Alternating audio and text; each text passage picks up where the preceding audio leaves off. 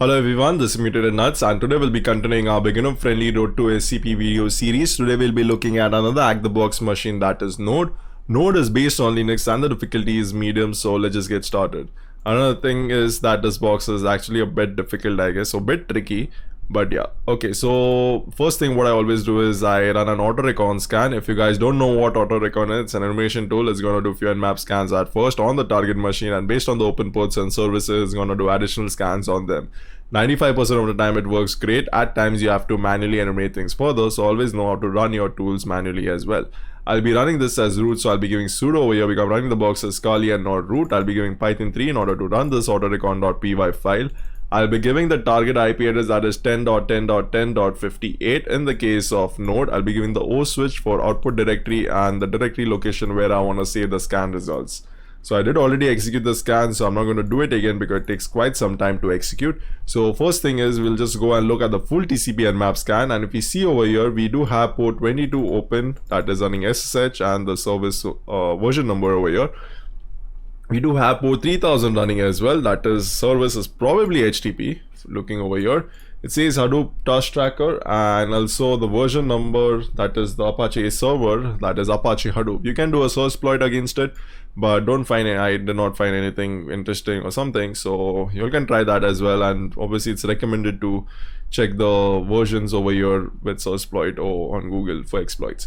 Okay, we do have this port 3000 open. For some reason auto recon did not run GoBurst on that 3000 port, and we do have this GoBurster which I did manually execute later. We'll just come back to this in a bit, but let's just go and look at the port 3000 and try to find out if we get something over here. So if you come over here, it looks like a custom application. It's always like custom or vendor specific or an open source web application. This looks like a custom application over here with say Storm, Mark and Rust rating. So probably we have some potential username. So there are a few links, so we can click on those, but it takes to some different page over here and there's nothing. So obviously you can try and add this first, or before that we can just try to do ports over here. Since we have 22 and 3000, let's just try to see if we get something interesting, and we can do potential usernames over here, that is Tom, Mark and Rust rating. So we do have 3 usernames, and we can just try clicking around. We have the login page over here as well. You know, we get a custom login page. Obviously I highly recommend to do a no authentication bypass SQL injection over here. Okay, so you can check that payload information from payload, all the things you can get it from there, and try to run this thing over here using intruder or something like that. But that's not going to work over here. So in short, we'll have to look into this a bit differently. And if you come across this, obviously you can do view page source and see if there's something interesting. Obviously there are a few JavaScript present, but don't think there is anything over here other than that. So you can try to enumerate, click on multiple links and see if you get something. Another thing is we can actually do a GoBurster scan, but GoBurster is a bit weird over here because the server is actually responding us with anything. If I just type something like this file does not exist over here, so it's gonna actually send me 200 response. So that's what it's happening over here. And if we actually want to analyze the response for all these things over your word list, you can route GoBurster through burp or something and try to analyze the responses over there using, like, sorting it by length or something like that. So we're not going to do that. We are going to use burp, but in a different way. So what we'll try to do is we'll just try and start a proxy over here with this localhost port and this localhost IP and this particular port. Let's just do that and then start a burp suite.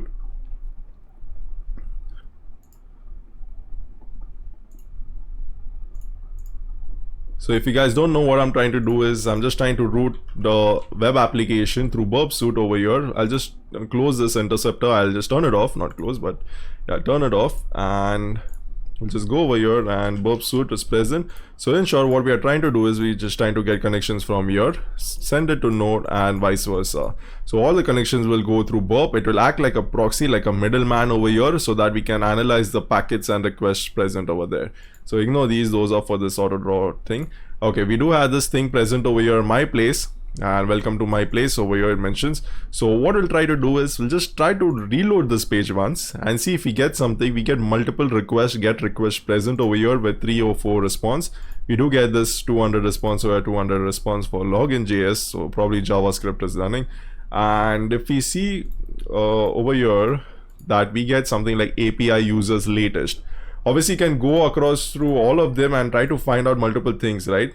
Over here, users latest, we can just go to response. Over here we do not get anything interesting. So what we'll try to do, we'll just try to copy this users latest txt. Obviously you can analyze all these things. When you do the box for the first time, you try to analyze all these things and try to find something or the other, like, you know, if it will help us with getting access, user access. But let's just go and look at this particular thing over here, and if we look at that, we get a JSON file over here which says username, password, and also the hash over here. So let's just try to copy these things over here for, okay, let's just go by order. So we do have Tom over here. Let's just copy for Tom, and we do have Mark and Rush stating. So let's just copy for Mark as well. So this looks like a password. Obviously it's mentioned as password, but it looks like an hash. So you can just try to use John or hashcat over here to actually get the password. We're not trying to decrypt a hash, but we are just trying to run it against a dictionary attack using rainbow tables or something, using John or hashcat to obtain the password over here. Also, another interesting thing is we can obviously crack the hash, but if we see over here, it's API users latest. So if we just try to remove this thing over here and just add users over here, if we come over here, we get another additional account over here that says username this. So we can just try to paste this thing. Also this particular hash. Okay, so obviously you can enumerate things further. You can like try for API as well. You're gonna obviously try to going back one directory, but obviously this thing comes over here. So latest was present over here. You could have actually checked out for users. So that's where we get this additional account. So we do have this 4 hashes present over here. We can just take one hash for reference. Probably we can just take this, and what we'll try to do is we can run it against hash ID, so that, you know, it will actually give us an estimation what kind of a hash that is. So if we do that, we see something like an SHA 256. So most likely it's SHA 256, but we can do another thing is look at the count of that. So if we do this, like echo it and do a WCC switch for count, and it will give you 64 bytes. So that is most likely your SHA 256 hash. So another thing, you can obviously check in hashcat over there and try to find out the mode for that. So we can just go over here, hashcat, and we can check for SHA 256, and this is probably the one which you're looking for, 1400 mode SHA 256, and this is the hash which is somewhat similar to our hash. Okay, so we do have that thing present. We'll just create a quick file over here, hash file txt. So we'll just do that and paste all the hashes. So before that, we'll just try to keep it a bit neat and delete the username, because obviously that would not come as part of hash. We are just trying to get a hashcat done over here and try to identify the hash. Okay, so we'll just try to locate a word list first. So we'll just get rocktxt, and this is the one which you are looking for. If this is not present in the your Kali machine, so you can go and get it from GitHub or somewhere on Google. But yeah, this is the password database. So like not database exactly, but a word list, a huge word list filled with passwords. Okay, so we'll use this with hashcat. So we need to give the hash type, that is mswitch with 41400. Then we need to give the attack mode, that is a switch, and we'll give 0, that is the dictionary mode, because we are giving a word list, right? So we'll just give hashfile.txt, that's the file where our hash is present, the one which we just created with 4 hashes, and then we'll be giving the word list, that is this rockutxt. So let's just try to run this. It will ask for this force thing. I'm not sure if this is my box only, but yeah, you can just do force over here, and it says token length exception for some reason. I'm not sure.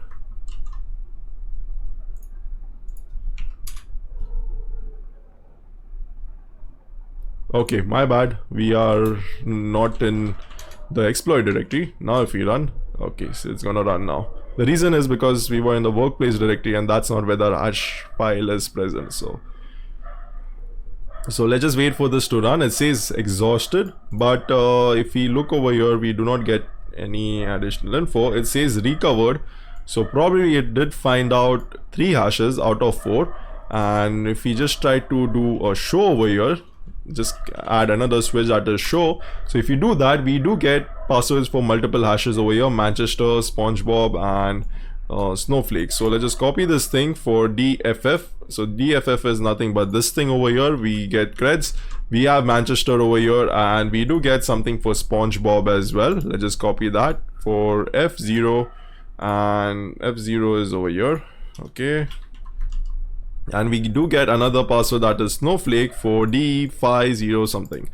So let's just copy that as well, D5. Okay, so this is for D5.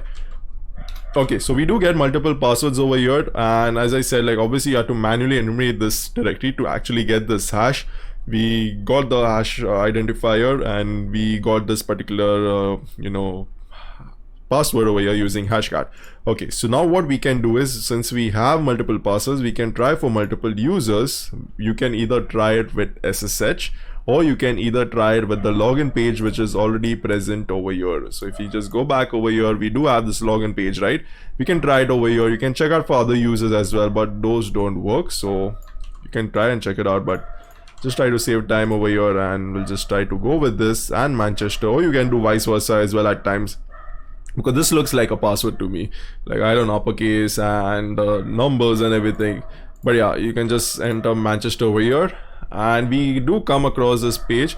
Obviously you can add like default credentials like admin password and all those kind of things over here, and see if this thing actually you get something or not. Obviously it says over here download backup, so let's just try to download this and see what kind of a backup it is, if there's some file or credentials or something present over there. So it says save file, so let's just save it over here to our Explorer directory, save it. And if we'll go over here, it says my place backup, and it says a text document with 3 MB. So just don't try to open it with mousepad. What we'll try to do is we'll just try to do my place and backup over here. We get a huge file over here which looks like it's base64 encoded. Why base64? Because obviously it's ending like with this equal to sign, and it's trying to do the padding over here, so it will probably be divisible by 4, this entire file. So you can, since we have done the cat over here, we can just try for WCC as well. See the count, it's probably like 880, probably most likely divisible by 4. You can try check that out as well to verify it. It's a base64 encoded file. We'll try to cat it and base64 decode it, and we'll not try to output it because it'll be like a bunch of non-readable characters. So we'll just try to output it to a directory called my place. That's it. So my place back. So let's just try, not directory but the file. So we are doing that. We are just doing the base64 decode over here, cat and base64, and we are outputting it to this my place BAK over here. So if you see over here, we do get like a zip file present, and if you just go over here and just try to do unzip, or you could have done it over here with the UI as well, just try to drag this thing, it will ask for a password over here. So in short, we do require a password, and in the past, like previous videos, we have seen how we have actually tried to create a hash out of the zip file and try to actually try to get a password or something for this particular zip file. So we can probably use other multiple tools over here. So we'll just try and use zip2john. So let's just try and locate that first. So zip2john. So we are just trying to convert that zip file into a John readable format, and we need to give the file name of that zip file, that is this my place BAK. So we'll just try to give that, and we get a lot of output over here, which looks a bit messy, and it looks like there are multiple errors, right? It's not the case over here. We do get this hash over here. You can just try to copy paste this thing, or if you want to keep it simple over here, you can just try to output this to my place hash over here. So it will be simple, and let's just go over here. And if you see, this hash is already present. But another thing is, if you run this with John, you will end up with some error over here. This thing, I am not sure why this thing is present over here at the end of the file. We don't require all these things to be present because that's not the hash, that's some location of the files. So let's just try to remove that and save it my place hash. Okay, now try to do locate rockutxt again, because we'll be running John now against that hash file. So we'll just take this rockutxt and we'll just try to run John, but we need to give sudo over here so that to get the root privilege over here. So we'll just give sudo, and then we'll be giving John over here, because we have to execute that as root, otherwise it won't work. And sudo John, and then we have to give the hash file, that is my place hash, I guess. Okay, so and then we have to give the word list switch, that is word list, and then this particular list, which is the rockqtxt. So we'll do that and see if we get something over here. And obviously we have to enter the password because we are trying to run commands as sudo. So let's just try to do that, and it says done. So 1G is already done, and the password over here is magic word. So we do have the password over here, that is magic word. You can just try to copy this over here and try to, you know, add it over here, probably like zip file, and the password is probably magic word over here. So what is the next thing? Next thing we can do is we can just try to unzip this file over here and enter the password, that is magic word. And if you do that, it says extracting, it was successful. We do get var. So if we go over here, we do get www as well. And if you guys know about Linux boxes like HTTP web pages over there, so it's basically or most likely in var www HTML web directory. But over here it's my place, so somewhat different. But in short, this is like the web application what it's running, the app HTML with the login page and everything, and also this app.js over here. So obviously first thing is, if you have like a backup file of the web application which is running, first thing what would come into your mind is there is some way probably you can do RC, you can analyze it over here, the vulnerability, do some, you know, static code analysis, and try to find out a vulnerable vector over here, like a system command, execute command, or something like that.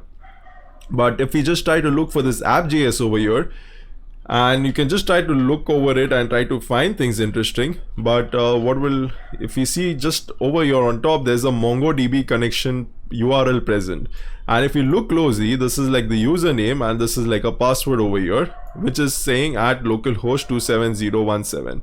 Obviously this port is not open on from the outside, but internally probably it may be open. So what we'll try to do is, we do get a credential and a potential password over here. So mark any which way. Okay, we did have this decoded snowflake, but that was not useful. And you can go and try it, but that's not actually useful, this thing. So we can use this. Now where can we use this particular password?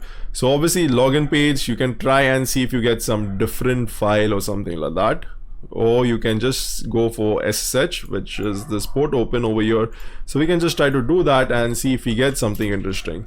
So if you do that 10 10 10 58, and then later on just paste the password over here, and we do see we get connection SSH login successfully as Mark. Okay, so we are over here as Mark, and first thing is I just check for sudo l. I'll paste the password again, and it says sorry, you cannot run it on node as sudo. You cannot run sudo on the node. Okay, sorry. So next thing is we can just try to check for the OS architecture and see if we get something. We do get we do get the 64-bit OS over here, and I manually enumerate and check out for directories. We are in this home directory over here, we don't get anything. You can obviously check through these files, whichever are readable, but nothing interesting over there. You can go and check it out if you all want. But let's just go back to the home directory. We do have 3 users. You can check out for Frank as well and see if you get something, but nothing really over here. So let's just go to Tom over here. And the reason for this, I'm looking for the user txt flag. It's present over here, and you need to be in the Tom's group in order to read this particular user.txt file. So what we'll try to do is, we'll need to escalate our privileges to Tom or directly to root somehow. So we do have Tom over here, we don't get the user.txt, and so manually you can check out for multiple directories like the opt directory and all these things. Try to find out some interesting files or something over there. So what we'll try, we have this user.txt over here. We belong to this others group. So because I don't think we belong to Tom, yeah, so we belong to Mark group over here. So that is like others, this category over here. I just consider this, it's easier to read, right? Root, Tom, and this others, same thing, root, Tom, and others. This is what I follow. Actually, I know it's a bit silly, but yeah. Okay, so we have this thing present over here, and we can just, next thing is I would try to run a linenum scan or linpiece. So let's just go to the tmp directory now and try to locate, come back over here to the exploit directory. try to locate for linenum scan and try to copy it into our current working directory. Look at this thing. If you guys don't know what linenum is, it's a Linux enumeration tool. After you get access to the system, you can run that, and later on you can try to find out things about the box, like probably you'll have SUID binary present or some interesting writable files or something like that. Another thing is I'll be giving Python with mswitch, so to load the module, that is HTTP server, and the port number, that is 8000. So in order to actually transfer that file, linenum file, which is already present in the expert directory, to our target machine. So let's just do wget over here, 14.14, that's my hack the box VPN IP address, and the port number where we started our HTTP server, and I'll be giving linenum over here .sh. Okay, so I'm running linenum. Okay, so I have downloaded linenum to our target machine. Let's just do chmod over here 777 linenum.sh, and let's just try to run it then over here with linenum.sh. We give 777 on the target machine. That's okay because it's on the target, because sometimes you escalate to mark, so probably your mark, probably then later on you escalate to Tom, you would require a taken. So let's just make it 777, and okay, so if you can analyze this particular file over here and try to see the scan is obviously when you do the box for the first time, you'll analyze and you go through things very slowly and try to see if you get something interesting. One quick thing over here is the group memberships. You do have the user name Tom over here where we need to potentially escalate to, and this Tom user belongs to a group that is admin. It's present over here as well. It highlights it for you that probably there's some admin users. It's actually not root user, but it belongs to a group named admin. So this would be useful. We'll see that in a bit. But yeah, we do have this admin thing present over here.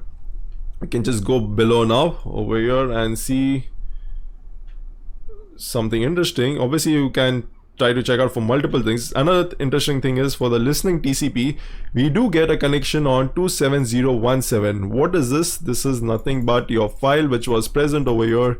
That is your app.js with MongoDB connection. So that means MongoDB is actually running over here. Okay, so we'll look into that in a bit. And obviously, if you want to escalate to this user Tom, you can check for credentials in database or the config files and something like that. Or we can check for a process which is actually being executed, or it is actually running as Tom. So if we look over here, we can see multiple processes, and we can see two processes running as user, that is Tom. That is his user bin node, that is the scheduler app.js. So let's just try to copy this.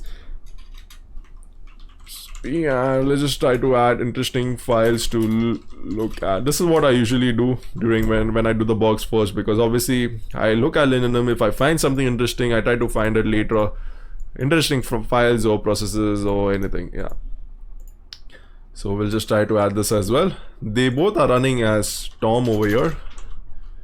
So potential privilege escalation path, both the files. So I'm just saying potential because I'm not sure yet, right? So we can just go down, scroll, and check out for multiple things over here. We do have this SUID files present, and if you look at the SUID file over here, this is a bit interesting. Why? Because obviously there is one different separate group added to it, the admin group, which was actually, the user Tom was part of it. So if we get access to Tom, probably we can execute this. Why? Because we have read execute for admin group as well, while we only have read access only to this others group over here. And whatever we execute, since the S is present over here, the setuid bit, it will be executed as root. So we do have this user local bin backup file. This is another thing, is the time as well. So if you see, all these library binaries are like in May 17, 2017 or something, but this was like in September 3rd, 2017. So you can get a guess from there as well. Okay, so we'll just try to copy that as well, and this we can use it probably later to actually get root. So interesting things to note down now itself. Okay, so quickly what we'll try to do is, okay, if you just want to check out the Tom process quickly, you can just do ps-aux to list down the processes what are running, and you can just do a grep for Tom, and we do get the same two processes. Ignore this, this is just the grep which we are using as mark. Okay, so what we'll try to do is we'll just try to look at the scheduler app.js file and also this myplace app.js. This is nothing but the same backup file which we did find over here. Obviously, it's highly recommended to actually go and check this file out in the target machine because this is just a backup file, right? It can be anything, this particular path over here. It can be a different file or different creds or something like that. Highly recommended to go and check this particular file, but for now we'll just go and look over here. Nothing interesting over here as of now. We'll just go and look at this particular file. We'll just do a cat over here, and this thing is present over here which says MongoDB connection again. But in order to make it look better, we'll just try to copy this thing. And so this is what I do. I know it's a bit this like, because it just makes things better to read. So I'll just try to do this thing as app.js, create this app.js file with the extension, and we do get a better looking file over here. So obviously this is like very much readable. I actually know what is actually this text or string kind of thing it's being added over here. So I actually know that, and it's like some constant URL is being created or something. So Mousepad does that for you nicely. So I transfer it over here, try to analyze and read it. Okay, so in short, this is a URL over here which is doing the MongoDB connection again. And if you don't know what this is doing, basically this is a username, password, @localhost, port number, and this is like the database name. And over here, if you look, it's trying to connect to the database in this function. And over here, it's trying to get DB collection task. So collection is nothing but tables in MongoDB. So if you just see Mongo collections, so if you just take a reference of this particular thing over here, it's like basically database, whatever database you're using. So over here we have scheduler, right? And over here we had myplace for this initial my app.js which we did find. So in short, that's the database name, and then comes tables, which is collections, rows, that is documents, columns, that are fields. So in short, MongoDB is a bit different. Okay, so that's what is present over here. And if we go back to the file, it's saying that DB collection, that means your table tasks. So probably tasks is nothing but like some scheduler task or something. It's basically the table name, like how we have table name like username and passwords, or users or something like that. Not username and password, but users, which is more common, right? So that's as mentioned as task over here. And in short, it says if there is no error over here, it's trying to find some it's trying to find something in this particular table, and if there's no error and the docs are present, then docs for each do this function, that is doc. If doc does exist, so I'm just giving a high level view over here what is actually happening. It's saying console log and executing task. Probably in the log it's mentioning this thing, and over here it says exec. So obviously whenever there's an application running as a user like Tom or something, we'll just try to look out for interesting commands like system, exec, or multiple other commands, and PHP also we have seen. So this is what we are trying to look for, and it says exec doc.cmd. So doc is nothing but your documents over here, the rows, I guess, and over here it's giving cmd. So cmd is what this particular doc would consist, like cmd and then probably the value of it. Okay, because if we and in short over here it's going to delete that table or that particular row over here, and saying delete one, and so and so, and if something went wrong. Okay, so this is what's happening over here, and we can use this to exploit and probably get RC. If we add in the cmd, we try to add some command like reverse shell or something. So what we can do is we can just take this thing over here and we can just try to log into MongoDB and see if this thing works. Actually, enter Mongo over here. Okay, before that we can just do a quick which Mongo. So obviously it's user bin Mongo, so we can just do Mongo and add this. So it says connection failed, something, some mechanism. So what we can do is we can just try to run this particular command again. However, we can just remove this, all these things, auth mechanism and everything. I know it's present in the URL, but we'll just try to remove that and till the scheduler, because scheduler is the database which we are looking for. Okay, so let's just try to do this, and we do get access over here. Okay, so we'll just try to exit for now, Another way is you can just try on Google, you can just try to do how to connect to MongoDB in terminal. So if you do that, we do get multiple manuals and everything. We do get a Stack Overflow page over here, and it mentions very nicely that you can probably enter using Mongo, then the host. So probably we'll enter localhost over here, our port number, our database which we want to enter, and the username and password. So let's just do that really quick, and let's just do Mongo over here. So we can just enter the host, that is localhost. You can enter the IP as well. It's always good to enter the IP, but localhost would work over here, because at times you just want to play it safe, right? Just enter the IP, that is the localhost IP. Okay, and we have scheduler database, and then we have to give the username, that is Mark, and the password, that is this thing over here. So I think that's correct. Yes, that's it. So let's just try to do that, and we do get connection again as well. I just wanted to show that if you don't know how to log in, you can just try to Google, get that output over here, get this thing. Obviously I myself don't know each and everything, right? I myself use Google as well. That's why Google is your friend. Try to find out things over there. Now since we are over here, if we just try to enter something like who am I, that's not going to work, because that's not a command for MongoDB. So first thing, always try to do a help kind of a thing over here. Try to see what all commands you can run. You can do show DBS, but that's going to give an error because it requires some admin rights over here on MongoDB as well. So we are not some admin user on MongoDB. So we'll just use this show collections. Again, show collections is nothing but your tables.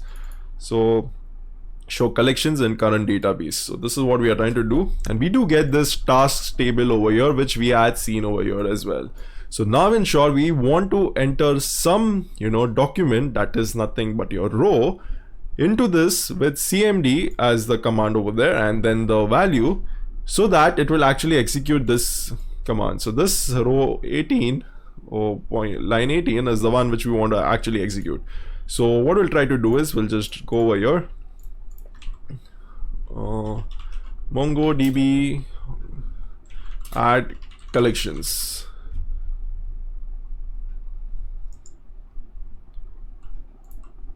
Okay, so in short, we'll be using this collection insert kind of a thing. So obviously we'll just try to add something like some value into this particular thing. So now if you just look over here and scroll below, it says a simple thing, db products insert. So products is nothing but your table name. So it's just saying db tasks. So probably our table name is tasks. So in database, in tasks, insert this particular thing. Okay, obviously there are like 2 entries over here, but we require only 1 because we just have CMD. So we'll just try to modify this a bit. Over here, we can just go to cherry tree and modify it. And over here, we just need to change this products to task as per our this. Okay, and we need to change this item to CMD. Why CMD? Because CMD is present over here. So because that's what is executing the doc cmd. Okay, so this is what it will execute, and then the value, the card cannot be the value. You can enter something like ping c and 10 10 14 14. We'll just try to do that. Sorry, I forgot to give the count, so I'll just give 2. Sorry, c switch is for the count, how many times it will ping. This is the attack machine's IP. I don't require this quantity anymore, so I'll delete it because we just need one field. So I'll just enter this thing. Okay, same thing, and let's just copy it and see if this thing actually works.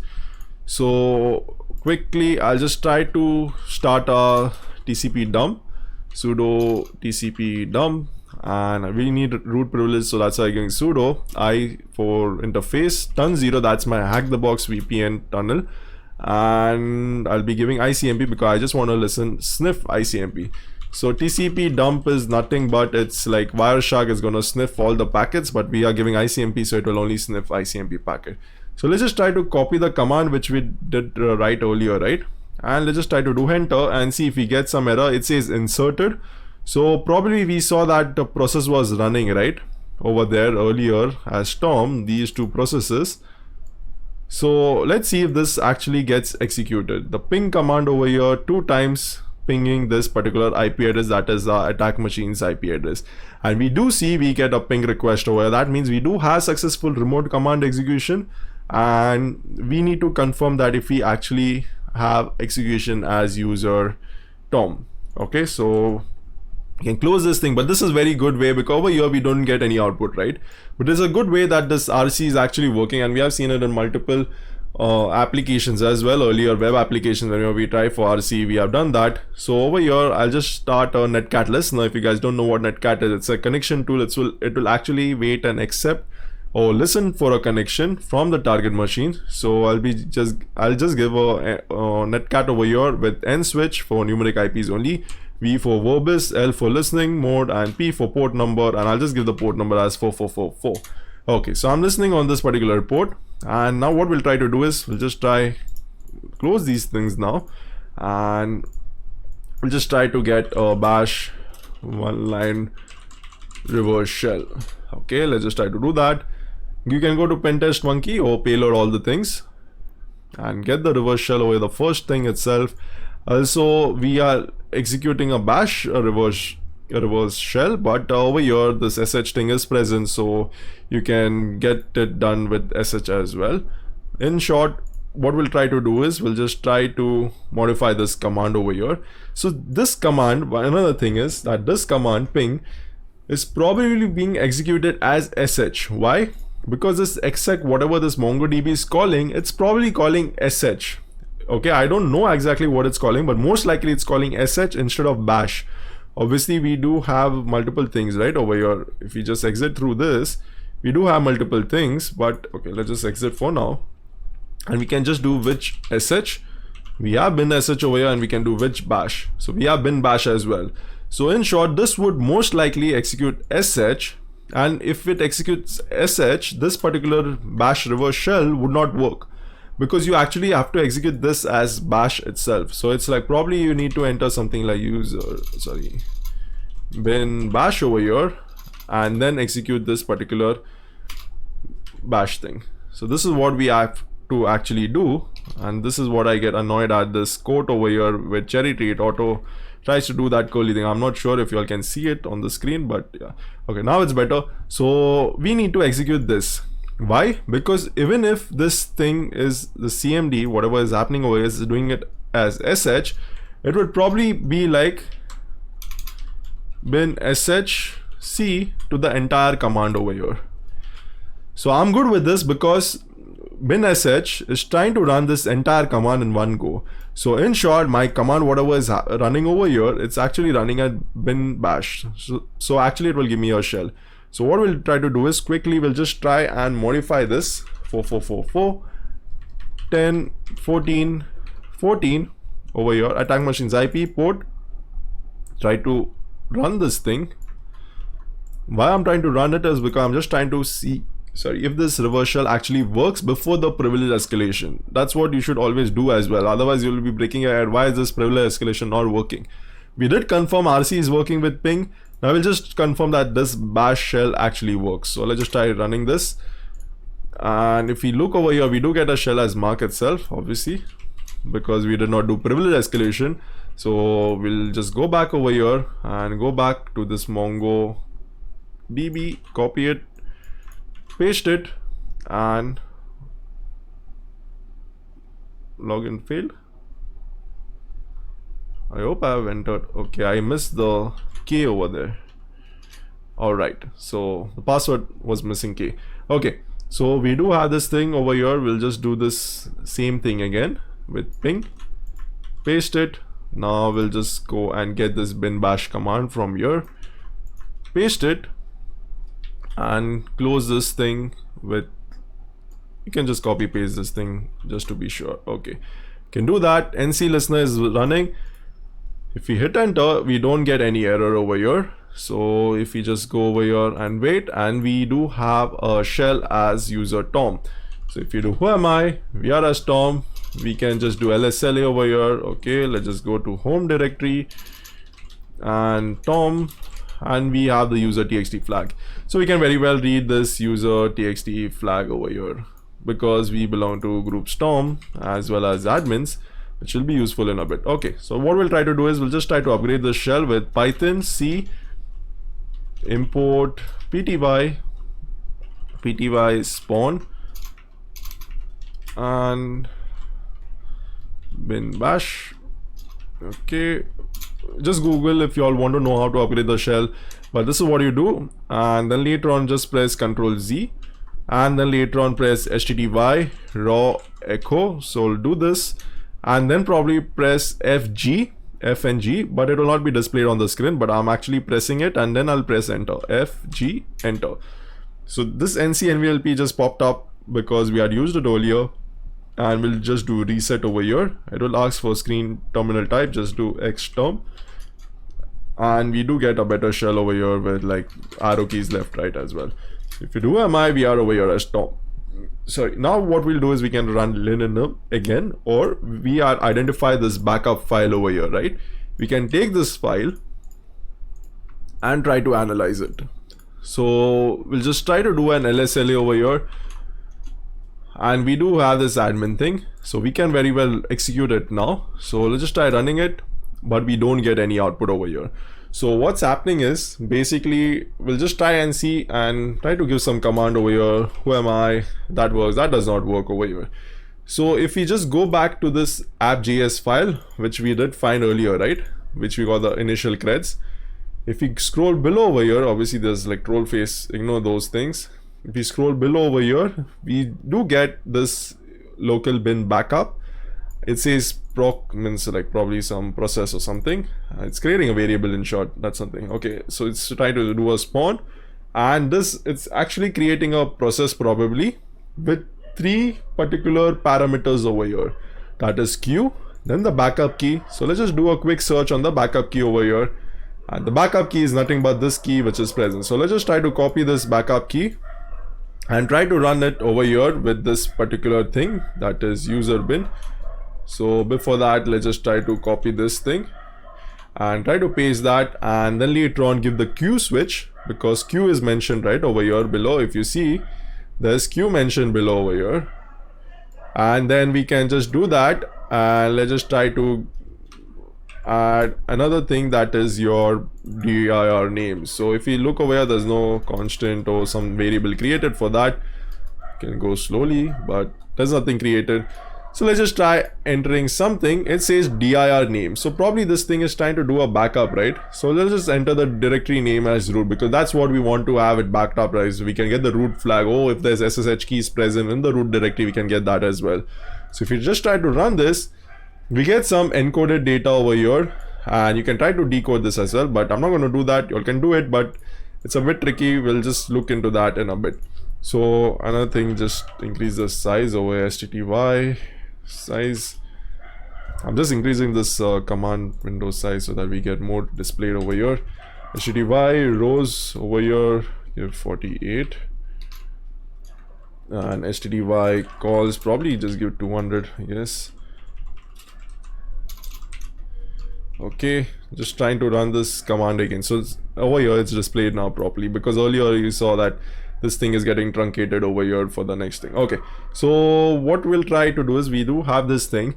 We can try and analyze this thing with okay, before this we'll just try and do a strings to this backup file to see what kind of things are present over there. So if we do strings, we do get multiple libc libraries. So we do get this encoded data which we found earlier.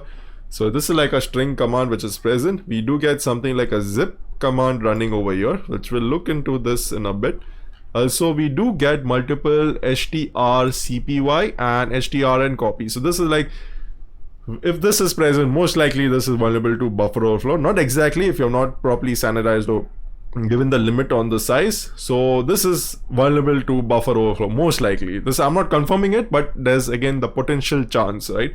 So we do have this thing over here and multiple things present. We do have this computer screen over here, secure backup. Probably if it's some vendor specific binary, you can do a search exploit against it, but that's not the case. It's like some custom binary. Another thing is, we can just try to do ltrace over here while running this command. So let's just try to do ltrace. Ltrace is nothing but library tracing, what all libraries this actual backup file is actually using and calling and what it's trying to do. We'll just get a brief idea over here. So we'll just try to run this thing over here, and we do get multiple things present. First, it's getting the effective UID, and it's getting the it's setting that UID over here, and all these kind of things are happening.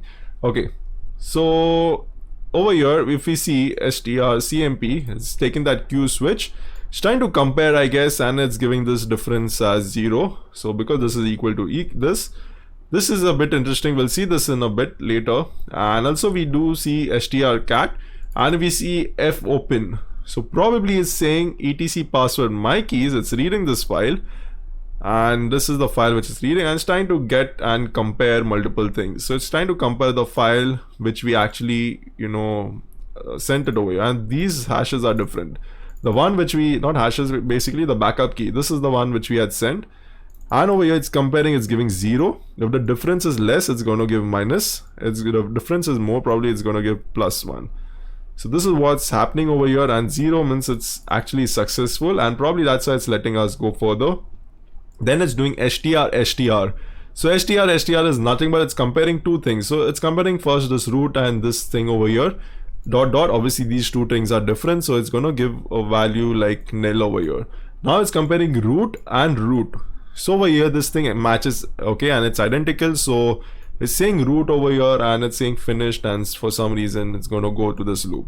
So probably we'll just try and change this root to something else, just to see, just try to fuzz this thing and see if we get something. We'll just try adding tmp. We do get a different encoded file, which actually our tmp directory, if you try to decode this and try to use that try to unzip it with the magic word password. Why magic word password? Because over here, if we see over here, I think it's printf, it's you trying to zip this particular file using this password, magic word. Also you can try to do that same thing which we did earlier, zip to John. You can use fcrack zip as well, I guess. So you can do that, and if we look in the ltrace on top, now we get multiple results. We get tmp root. I think when it got root over here, it got root, it went to this exit thing, and it just quit that application. Probably it's not letting us take a backup of root directory. So tmp is present over here, multiple files are present over here, which looks like these are blacklisted files this program is checking for. So probably because this thing is where you can add some remote command execution and execute commands, right? Like you can just try to add this thing over here all the time, try to execute commands or something like that.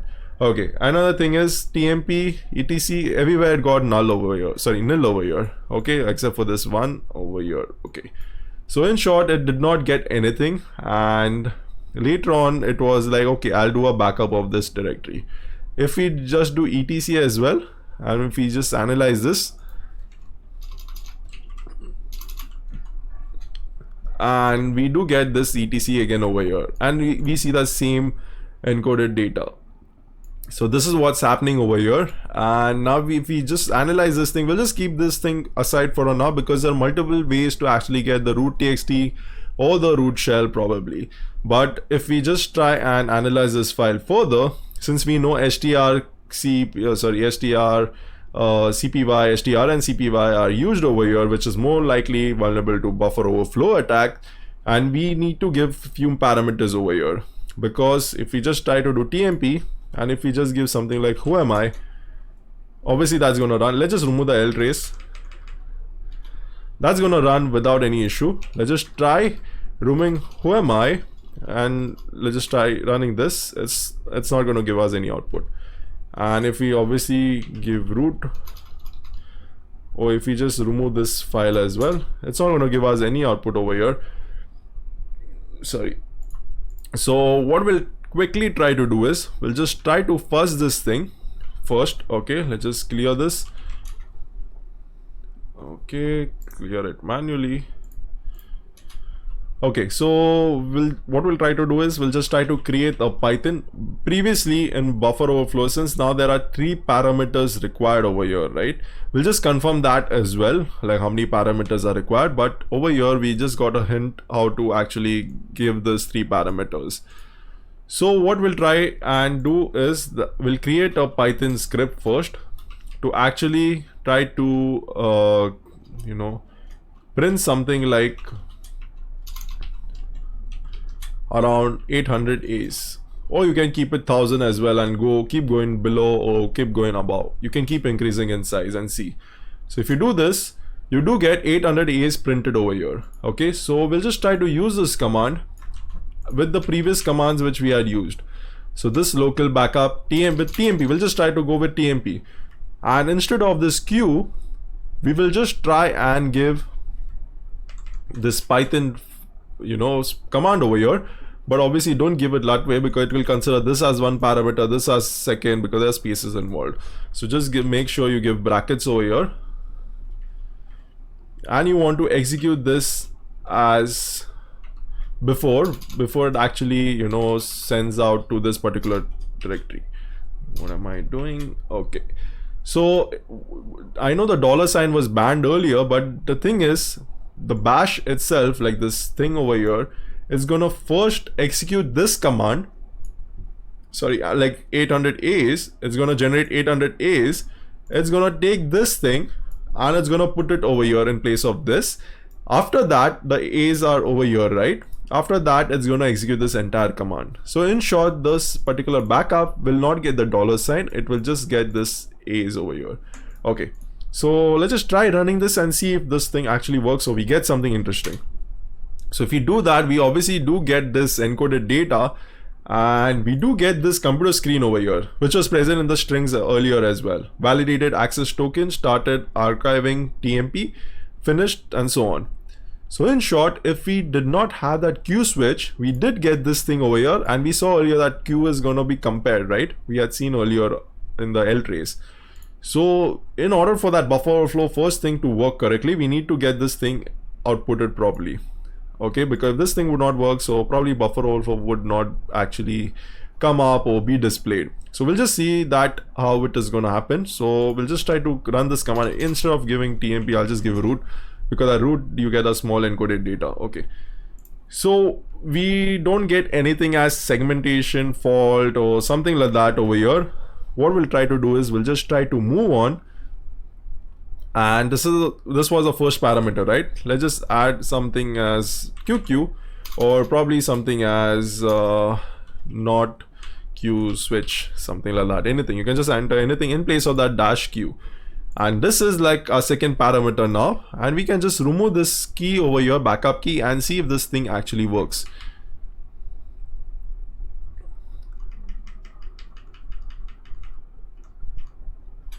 So if you do that, it says ahaha, you did not say the magic word. So most likely it was doing a compare earlier, right? It was trying to do, if we saw ltrace earlier, okay, let's just try to do a ltrace over here. We did see it's trying to compare that particular file, with this thing over here with the etc my place keys. So it's trying to open that file. Probably we need to add a key which is present in this particular file. So we'll just try to take a note of this and cat that directory, and we do get this file present over here, and this is the file which you are looking for. So probably we can give some other key over here and probably it will work. Sorry, but we don't have to give this 800 A's over here. We need to give something else. So sorry, we'll just try to remove this root. Now we'll make this, we'll add a key over here, that is this. We can choose either of these, I guess. And so this is our first parameter, this is our second, and this is our third. So let's just try to enter this, and if we do that, we do get segmentation fault, but I forgot to remove ltrace. I'll just remove that. So if we do that, we do get segmentation fault core dumped. So in short, we know that buffer overflow does exist over here, and we have confirmed that buffer overflow is present in the third parameter, which is this directory parameter over here. So, and obviously this thing has to be present. So if we just try to quickly show you all, if it is, there's no output over here, probably it will run in the quiet mode, and if we do this, we don't get anything. We don't get segmentation fault or something. It just probably exits or something like that. I'm not sure. does not exist but this buffer overflow does not take place. So you need to add this thing over here, buffer overflow is present. Obviously you can try reducing this count one by one and try to see the buffer overflow where it is actually present, or you can do it a smart way using pattern create. So now we need to do few things over here. We'll just try to get this to our attack machine. We need to get this file. So let's just go back over here, open directory, and get the attack machine, get the file over here. So we'll just start ncnvlp on port 5555 because 4444 is in use. So we'll just give backup. So whatever data we are getting, we are outputting it to this backup file over here and saving it. So we are just trying to do this file. So we'll just try to cat it and we'll just try to send it. You can use NC, you can use SCP as well because we have SSH connection over here. Can do multiple things, but let's just try to keep it simple. Dev TCP, we'll give the attack machine's IP address 1414 and then we'll give the port number, that is 5555, hit enter, and we do have this file present over here, backup. Okay, so let's just do a file over here against backup. We do get this 32-bit executable. I know the OS is 64-bit, but this file will be executed as 32-bit over here. Okay, so we do have this thing present. What we can do is, another thing is important, since this, it is actually going to check for this, you forgot that secret token, right, which we had seen earlier. It's actually checking for this etc my place keys.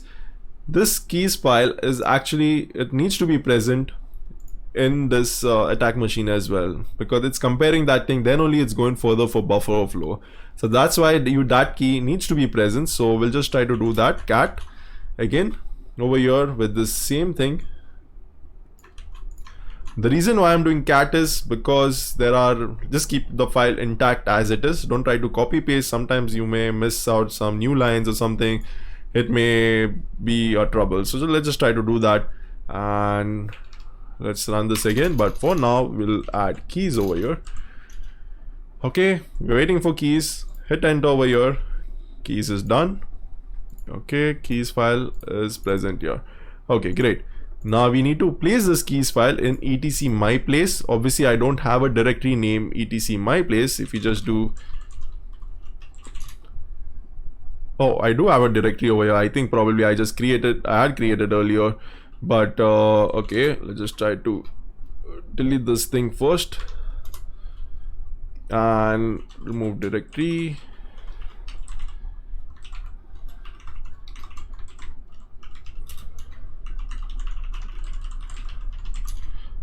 This directory, my place directory, is actually not present by default, but when I was doing the box earlier, I think I had created that, but yeah, my bad. Okay, so if we see, obviously there will not be any etc my place directory, so we'll have to create that using sudo.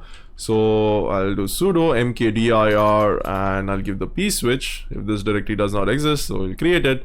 I think etc is obviously present, so we can just do something like, okay. And now we have to copy this keys file over here, which is present in this directory, keys, to this etc my place. My bad.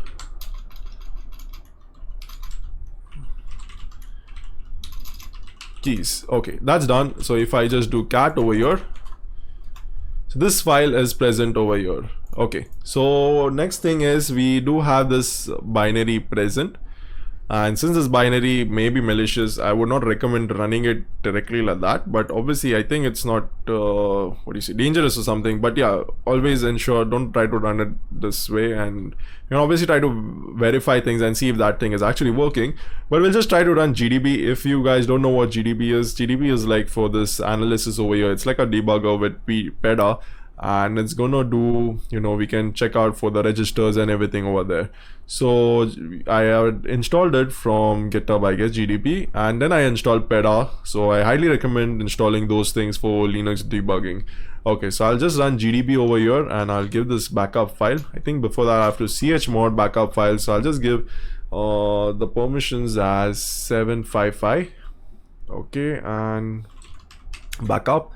Okay, then I'll, because the backup file is present over here. Okay, so GDB back up. Okay, so we do have this GDB peda.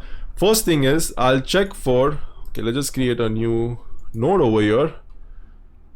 Backup, overflow.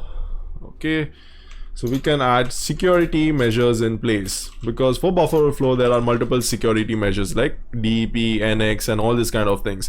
So we'll just try to do that and just close these things. We don't require them anymore, I guess.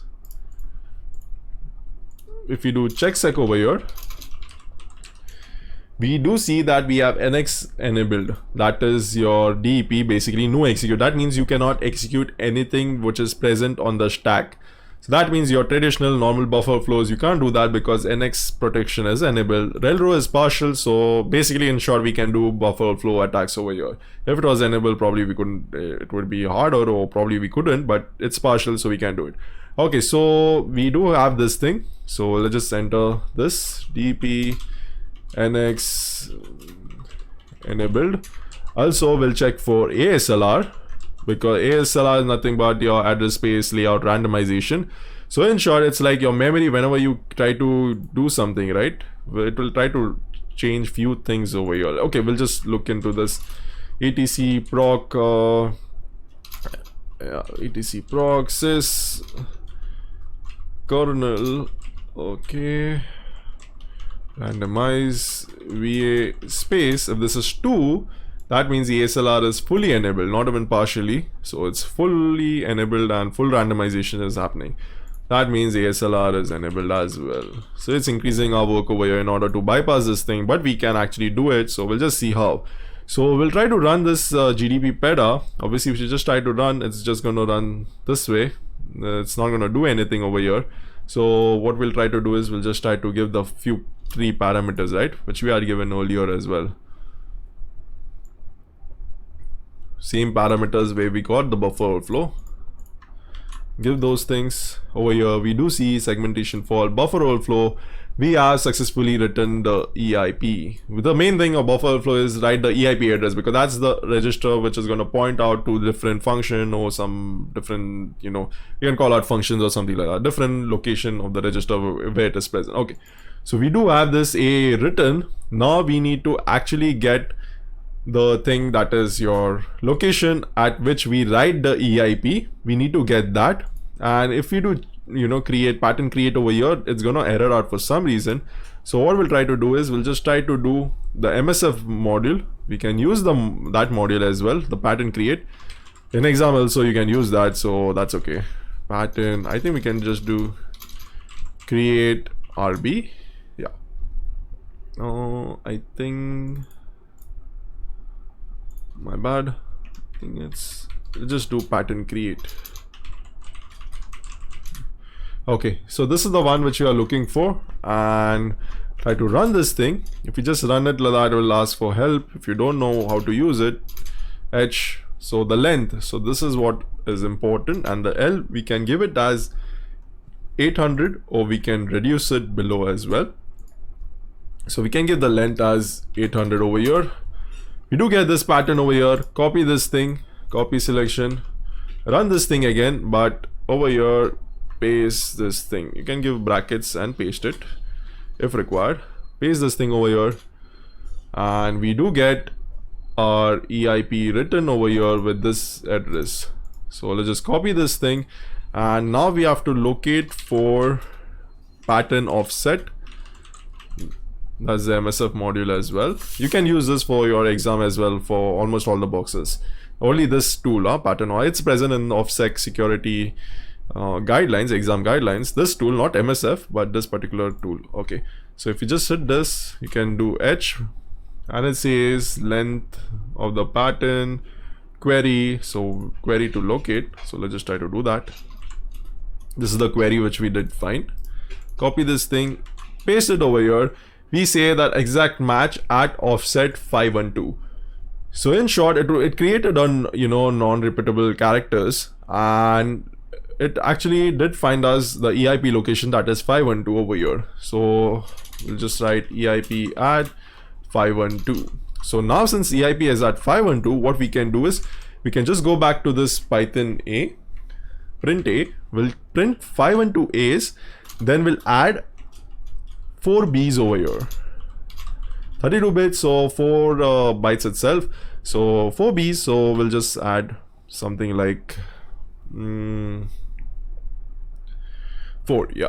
So we can do that over here, and let's just run over here and see that we successfully wrote the EIP with 4 Bs. So in short, we did get this 512 successfully done. Now what we need to do is, we do have DEP enabled, we do have ASLR enabled as well. To overcome DEP, we cannot write to stack, so we need to perform an attack like return to LIBC. So for that, we need to get few things in place. So first thing is your LIBC reference address. The reason why I'm stating this as the reference is because LIBC will change every now and then, so we'll just look into that in a bit. So we'll just run LDD over here to get that LIBC file. To actually get it, LDD is this tool is present over here, and we'll just do grep, and we'll just grep for LIBC. So now we'll just copy this as a reference, and we'll just copy the entire thing. Actually, we require this thing also. It's going to be useful for us. Also, this particular address over here, copy this. This is the reference address which we are taking. I have explained this return to LIBC attack very I think in a better way in a previous box, that is October. You guys can go and check that out to understand it better. But since this video is already too long, I'm just going to rush through this quickly. So you all can go and check out the October video. It's exactly like this particular box, not exactly, but obviously there are like 3 parameters, but yeah, so you can go and check that out as well. Okay, so we have this thing present, and if I just try to run this LDD again, the address over here is changing. If you notice, this 59B is 5F0 over here, and if we do this, it's going to change again.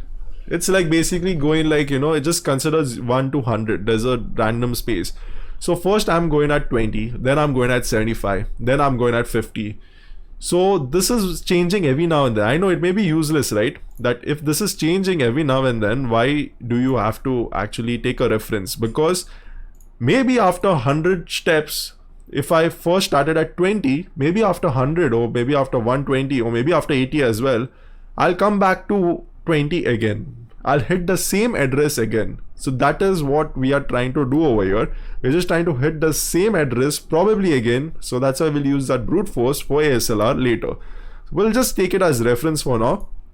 Now next thing is, we'll just get 2 different address, that is your system offset in LIBC and your exit offset. You can, if you want, you can leave the exit aside, but after you exit out of that root shell, that would crash probably. So we'll have to add exit over there for stability, and we'll just add bin sh over here as well. So bin sh, we need to find these things. So in short, what we'll try to do is, we'll just try to find out the addresses for these, and then we'll try to see how it is actually happening. Just copy this thing over here, we'll require that. We'll just do read elf, because we are reading this elf file over here, and to get it in a readable file and to get the location, we'll give read elf with switch, and then we'll give the binary library of LIBC which is present over here. Copy that, paste it, and then grep for system at. So do that, we get 2 of these LIBC system. Just go for the one which is starting with system at, and this is the, actually it's the same location over here. Okay, but you can just take this, copy selection, paste it over here, and then go for exit. Exit is the same way, but first, instead of system, we'll just add exit over here. Exit, there are multiple exits, but obviously go for the one which is starting with exit, that is this. Copy this, this is the offset location which we are looking for, not this one. So take this, add it over here, then bin sh. So bin sh is a bit different. You need to give strings over here. So strings with your A, T and X switch. So in order to get it in the readable format, and again over here, just do this, copy this thing, library. You need to check it over here. And then later on we have to grep for bin sh. So if we do that, we do get this thing over here. Copy this thing again and place it over here. Okay, so we do have these things present, and just because what we'll try to do is, I'll just tell you in short, just consider this location at 20 from the start of LIBC. This is at 40 and this is at 85.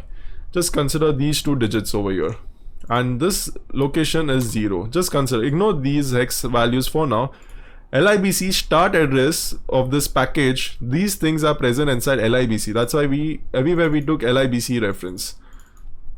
Okay, so now if the start of this address at the package is 0, then after 20 steps, just consider it this way, after 20 steps we reach system address, system's house, and after 40 steps we reach exit's house. After 85 step from here, okay, not 85 from 40 but 85 from 0, that's why we are taking this as reference, we are reaching this bin sh's address. Okay, so now if we have walked so much, and probably this thing was not 0, if we add some different address like 50, so this would be added plus 50 as well, this would be added plus 50, this would be added plus 50. So in short, all these 4 things would go in line. If this increases to 100 over here, this will increase to 100 as well, 100, 100. So that way all these things are going together. Just consider this as your car or some bus, right? So the position of the seats would remain the same between each other, irrespective if the bus travels 100 meters or goes back 100 meters. The seats are going to be in the same position, right? So just consider it that way. So yeah, so in short, what we'll try to do is, we'll just got this. Now we'll try to get address reference from LIBC. So we'll just try to add, we'll remove this 20 over here. It's getting confusing, but yeah, just try to add this address. We'll remove this 40 over here as well, and add this address over here. Remove this as well, add this address. Okay, so obviously you can write a Python script over here to add these things, or quickly what we can do is we can just do hex addition and take this as reference first.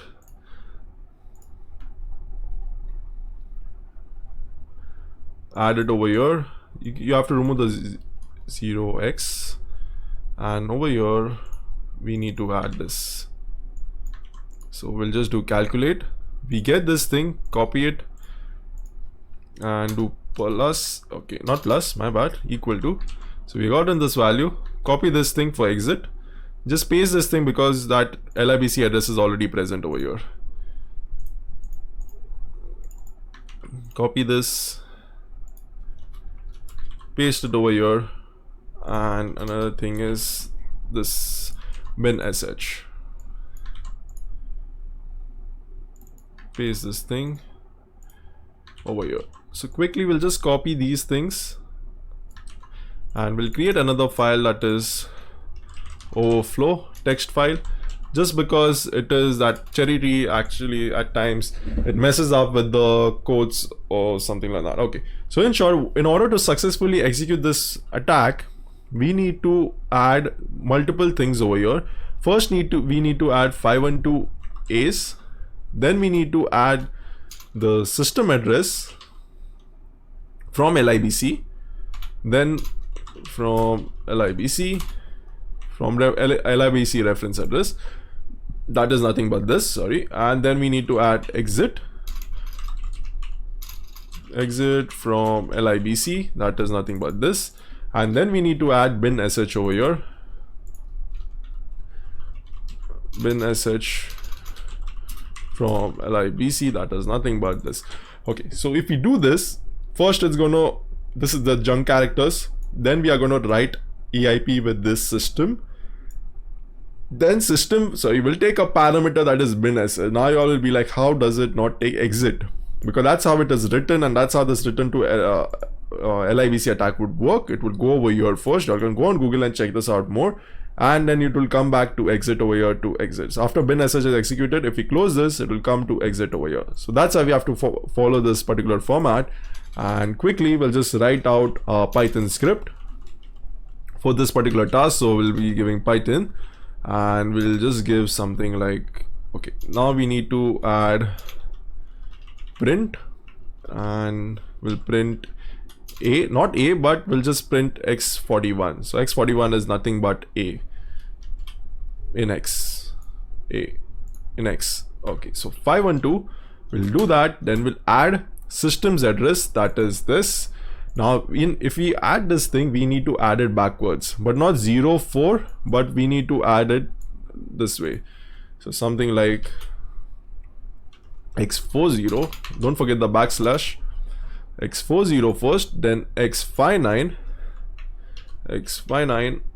then 5d, x5d, okay, xf7, xf7. Okay, so similarly we have to add for others as well. I hope you all would be following this. xc97, 5c, xf7. okay, that's done. Then later on you can add x0b, x40, x6f, and xf7. okay, so we do have this thing A's, and we do have system over here. Let's just quickly check for F40, 59, F5D, F7, okay, B0, 97, 5C, F7, 0B, 40, 6F, and okay, we do have these things present. We can try to run this thing in our machine and see if this thing works without any error, because at times it may give error over here. So let's just try to run this. It's going to print out everything without any error. Ignore these things, it's not going to display it correctly, but that does not mean it's an error or something. Okay, so we do have this thing present. Now we need to place this thing in this $ command thing, because it will execute this before. We need to place this over here. It's my bad. Okay, we have done this thing. Now we actually have to enter the other values over here, which we did this, right? So we need to enter this thing, copy it, paste it over here. It may be a bit confusing, but this is nothing but our overflow file. This is the first parameter, the key, as well as this other thing, command over here, Python command. So we can give this in, I'm not sure, I don't think we need to add the quotes, but yeah, copy this thing and just paste it once over here and see if we get segmentation fault. We do get segmentation fault, but now since ASLR is enabled, we need to actually do something like, just show you all, we need to do something like while true, do, and done. So we need to fill this up. So while true, sorry, take this thing, copy this, do this thing when it's true, and then get done. So in short, it's gonna brute force it till it actually, you know, gives us a shell or something like that. So this is what we'll try to do. So let's just try doing that, and it will try to do a brute force over here and see if we get something or no. Probably got stuck over here, I'm not sure. Let's just enter who am I. Okay, probably that application got stuck. So I'll just pause the video for now, and when we get a shell, so probably I'll just resume it then, because it may take some time. So if you see now, we get something like this hash thing over here, and if you do who am I, we are over here as root.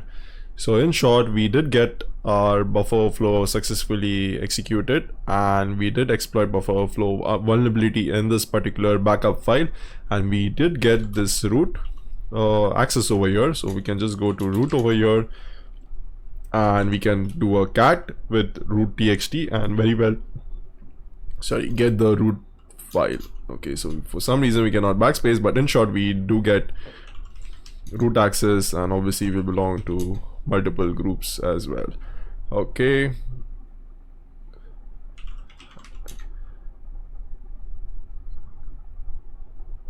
all right, so this was the box, and this is how we got root access, and this was actually the intended method to actually get root over here. But yeah, So we can very well read the root txt flag obviously, and we can get a better shell as well. And this group's probably it's coming from that effective UID, I guess. So let's just see ID over here. So ID over here is root, but the group ID is coming still as Tom and so and so. Okay, so that's why this thing is appearing over here. Okay, so this was one way to do this box using buffer overflow method. Another way is you can obviously exit through this, and that buffer overflow will start again. So I'll just press Ctrl C and terminate this thing. Close it. I don't think it's gonna stop. Okay, it's done. Okay, now next thing is we had checked out ltrace, right? And during ltrace we did find out that you can do multiple, like if you just go back to the earlier, like if you just go back and we checked out for this ltrace method, right? So if we see over here, we have this user local and bin backup, and we did give the queue switch, right? And we did give that particular key over here, so we can give this key or the other key as well, which was present. And we did give root, or we did give, if we give etc over here, we are going to get that, my bad, ltrace. Okay, so we do get the same base64 encoded data over here. Why? Because this thing is checking for etc, and I did find, so obviously etc is one of the blacklisted characters, otherwise we could have gotten the shadow file or something like that over there, right? Or some other information, some sudo file or sudo's file or something. Okay, so that's why all these things are blacklisted. So in order to bypass these things over here, so if we just do a root again using ltrace, will obviously come over here, and I think this thing exits with this particular default encoded file. So in short, if we just want to get the entire root directory, we can try to bypass it, because over here these are the characters. Okay, I'll just try to run etc for better view. These are the characters which is trying to bypass and trying to match over here, right? So these are the things which is trying to do root over here. So if we just try and ignore this root sign, and let's see what will happen. So let's just give root over here, and we do that, and it says nil nil nil nil nil. In short, it did not try to blacklist anything, and we did get, okay, I'm not sure, I don't think, okay, I don't think we have an output over here, but let's just try running it without ltrace and see if we get something. Okay, we don't get anything over here, so let's just try changing this particular thing over here, QQ, to something else, probably. Okay, target path does not exist. So for some reason it's saying target path does not exist, so let's just go back to the home directory, to this root directory over here, and let's just try to run this root thing again, because obviously there's one directory named root right over there. So if you do that, we do get this file present over here, which is a bit different from that /root which we were trying to achieve or get right earlier. If you do this, we get something different. That's like a rabbit hole, and if you all want to know how to do this, just take this base64 data over here, try to copy it, paste it in a file, root, paste it here, and do a cat on root, base64 decode, and output it to root.zip file. And once you go over there, if you open this, there's the root directory for you, and you can very well get the root txt flag as well. It's 33 bytes. I think it's 32 plus the line as well, new line. Okay, so this was how we get this root txt file. Obviously the password for this is magic word, and you can use that because it's mentioned over here as well in ltrace. If we had seen earlier, the ltrace itself says magic word is the password. That's one way to do it, because we come to the come back to this root directory and get the root directory backed up. Other way is we can actually use like certain things like these characters over here. You can probably use this and get the root txt flag as well, so that in short it will be like, it will check for this particular command will actually check for it will actually check for something like /r, and then it will check that if these things don't matter over here. So if it's like 0, like O over here, right? So it does not matter if even if it's like rppt or rtttt, something like that, it's going to actually output that. So if there's one directory present which is like probably root in our case, because this is root, right? What it looks like, it can be any character over here, so in short. So if this root directory only exists over here, so it will try to take that and try to back it up. So we can just do something like txt and we can get the root flag as well over here. So we can do that as well and get this different output over here. Also, what we can do is we can actually get so we can actually do a command line injection over here as well. And before that, I think we'll just go and look at the root directory. We can change this root directory to something. So we can just do export over here home, and we'll just change this to root directory, or we can change it to etc probably, because etc any which way was not available, right? But we'll just try with etc, or we'll just change it to root, keep it simple. Okay, so we have changed this to root. So in short, if we just try to do this thing over here, like if we just go cd, it's not going to let us because we are actually trying to cd to root, but we are giving this thing and we are trying to cd to root. So same thing we can do over here. Instead of this thing, we can just enter this asterisk kind of thing, and we can go to root as well. So you can do that and we'll get the base64 thing. You can try to decode that and get the flag. Okay, another way is we can have a command line injection done. So how is that possible is because if we just try to do something like tmp over here, and let's just do ltrace, we do see this thing over here that's user bin zip. It's sending a magic word over here, or we can do strings. I guess strings would be better on this. Strings user local bin backup, and if we go on top over here, we see this user bin zip command present. That's, you know, recurse and probably the p switch for magic word, and the p switch as in is the password, and this %s first is actually the file which you want to output it as, like after zip, and this is the file before zip, like which file you actually want to zip or compress or something like that. So if you try to, this is the data which we are entering, this is what's going over, like /tmp, we are giving that, it's going over here, and it's going to dev null, like whatever, if there's any error.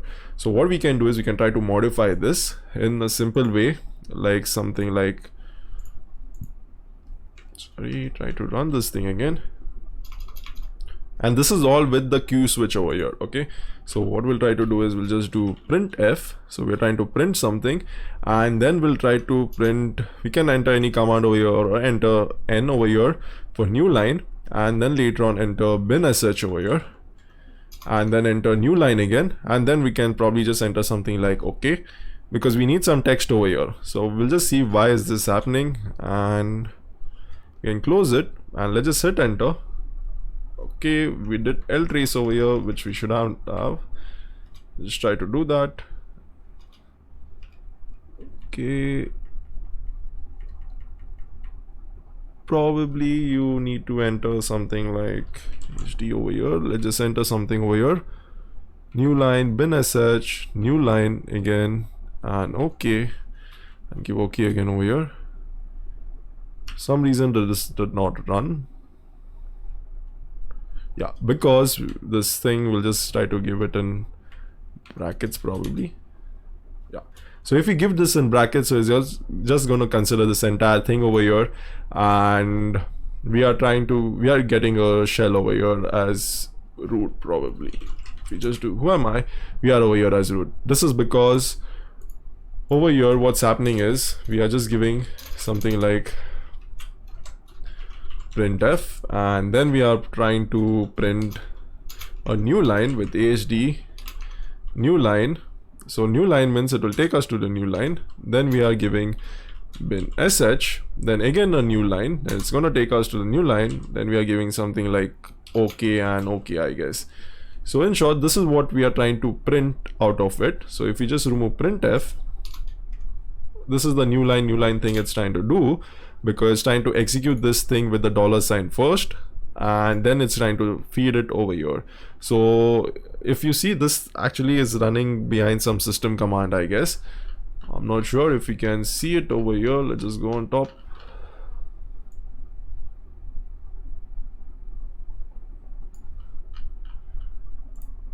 So this is running with system command over here, if you can see, and that's what is actually happening. So when it's trying to run with system command, it will try to do something like, you know, system and zip and whatever password or something. It's trying to zip this particular file probably, and then later on it's going to go to new line, that is bin-sh, which will execute, and it will go over here to dev null, this thing, entire thing.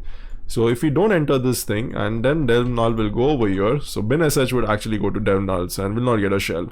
So that's the reason we need to add it in this way. So this was like 3 ways, additional ways, like I think this was unintended methods to actually get root. So this was the box, and this was a bit, I feel this buffer overflow was a bit tricky to understand, and it was a bit tricky as well, the user part, right? You get the credentials, like you don't have GoBuster present over there. You need to manually enumerate things, get the credentials, then try to add a table, or collection into your MongoDB and get a shell as user Tom, and then later on after that you try to do this, analyze this buffer overflow and everything. Okay, so this was the box. If you guys like the video, do give a thumbs up. If you all have any queries, do ask me in the comments below, and do subscribe for more upcoming videos. Thank you.